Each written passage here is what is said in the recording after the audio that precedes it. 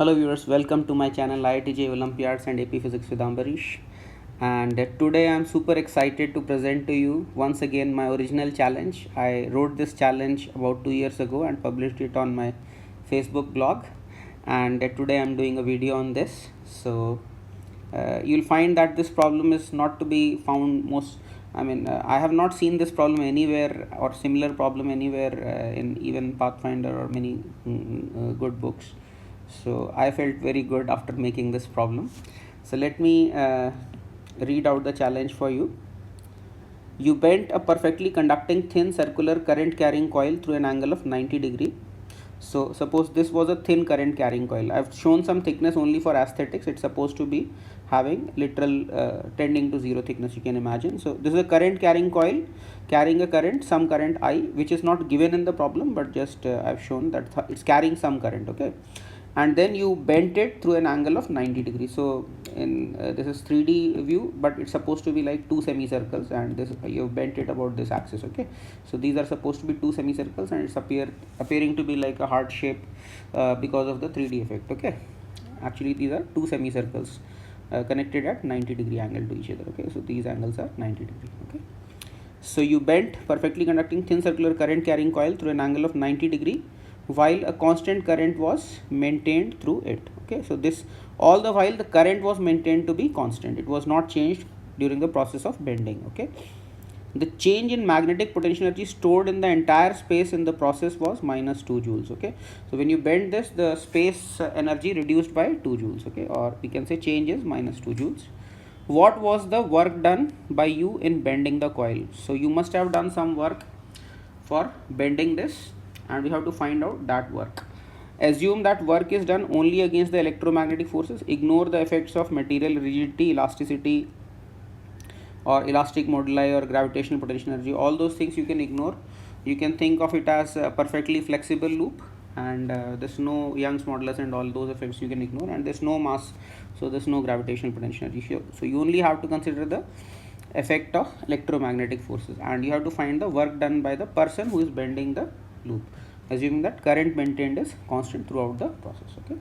So if you want, you can try this out problem, you can give it a pause, and you can see if you can get the right answer. I'll get into the analysis right away, okay. So let's get into the analysis,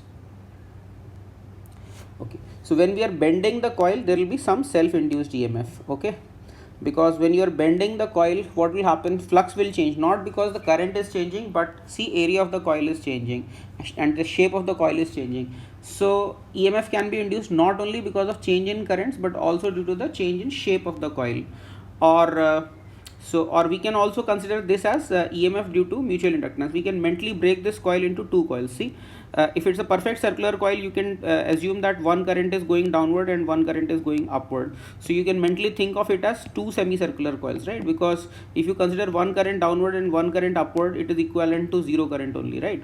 So mentally I can always think of it as two semicircular coils kept in contact like this, and when you are bending, then the mutual inductance of the two semicircular coils are changing, although self inductances remain the same, okay.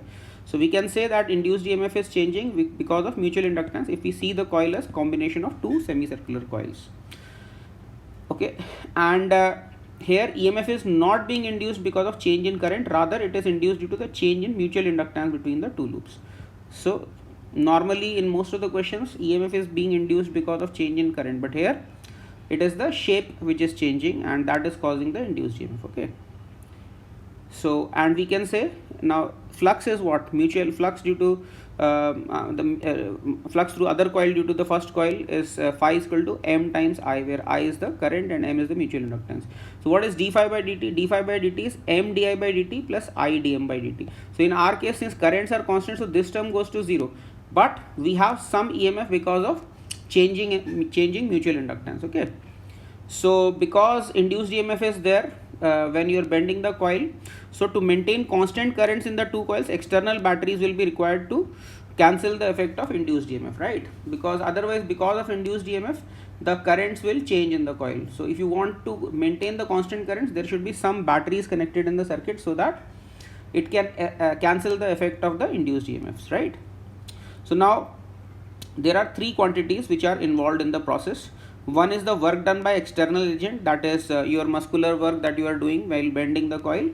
Then work done by the batteries maintaining the current.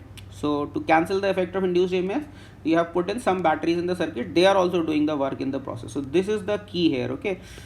Okay, and then change in magnetic potential energy of the system. So these are the three quantities which are involved, and we'll see how they are related in a short while from now. So we shall derive the results for a general case and then apply it to our particular case. What I'll do, I'll take two general coils and see how these three quantities are related for a case of two general coils. I've shown them to be circular, but they need not be circular. They could be any arbitrary shaped coils, or they could be even multi-turn coils. It does not make a difference to my result that I'm going to derive. Okay. So consider two arbitrary coils carrying current capital I1 and capital I2. So this is coil 1 and this is coil 2. This is carrying I1 and this is carrying I2. Okay.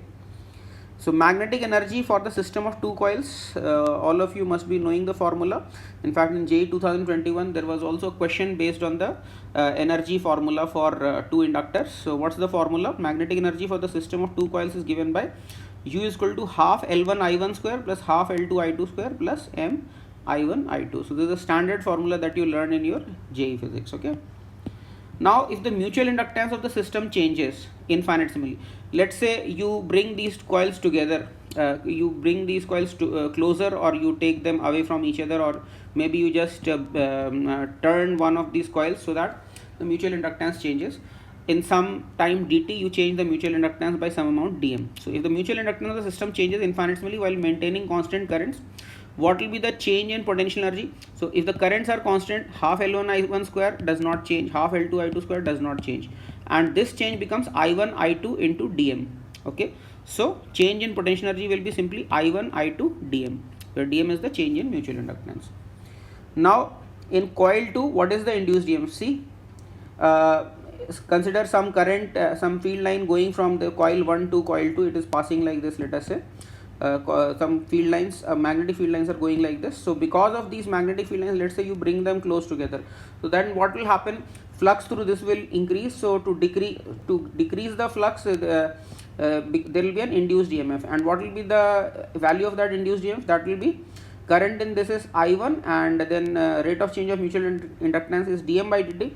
So then induced EMF is I1 dm by dt. Okay, so this is the induced EMF, and to counter the induced EMF, you have to put an applied EMF, that it's the battery that you have put just to maintain the current, and let's say that EMF is E2. So then this E2 should be exactly equal to I1 dm by dt, right?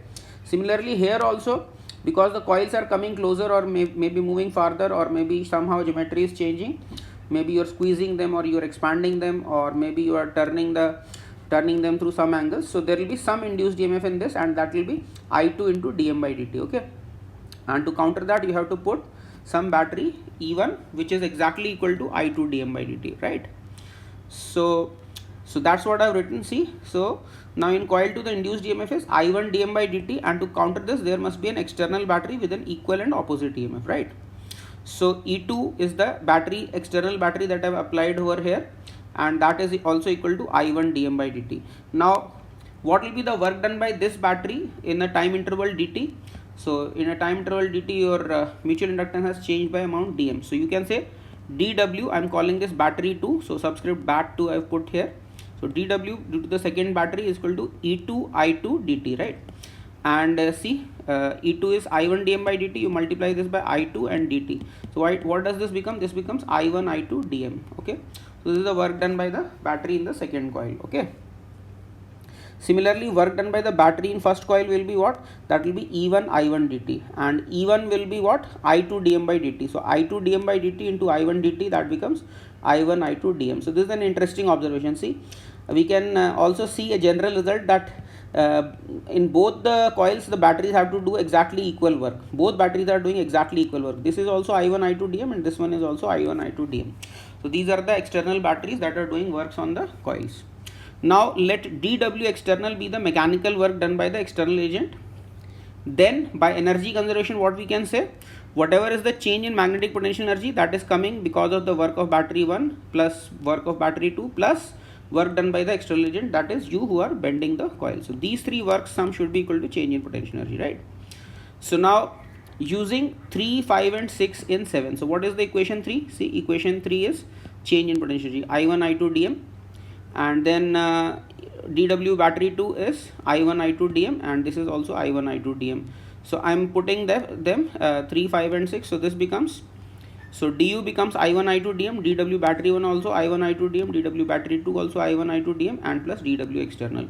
This should be equal, and that's, you can solve this equation for dw external, and that comes out to be minus of I1 I2 dm, which is minus du. Okay, and if you integrate this, now simple integration, you can see since dw is minus du, so therefore you can say that net work done by the external agent, that is the mechanical work done by you, is negative of the change in magnetic potential energy, right? So in our problem, the change in potential energy is given as minus 2 joule. Therefore, work done by external agent, that is us, should be equal to plus 2 joule. Why? Because our problem is nothing different from the general case, because I told you that we can always think of this coil as two coils, two semicircular coils, and one with current downward I and upward. So our problem is just the same, is just like the general problem only. So this is our final answer for the work done by the external agent. Okay, and it is also worth mentioning in the problem that the things that I derived. So I'm stating them again just for emphasis. That is, work done by the first battery in the coil 1 is equal to work done by battery in coil 2 is equal to the change in potential energy, which is negative of the work done by external agent. Okay, external batteries in both coils must do equal work irrespective of the shapes of the coils. So that was my original challenge on bending the inductor. I hope you enjoyed my analysis, and if you did enjoy my analysis, please do give a thumbs up to my video, and please share this video as much as possible with your friends who might be preparing for JEE or Olympiads through various WhatsApp groups or Telegram groups or Discord servers or whatever academic media you might be using, through which you can share it with your friends. And most importantly, if you've not already subscribed to my channel, please do subscribe to my channel. My channel is not monetized. It's the subscriptions and the likes and the comments and the recommendations that I receive for my videos. That's what motivates me. Thanks a lot for watching this video, and keep coming back to my channel for more awesome stuff. See you in the next video.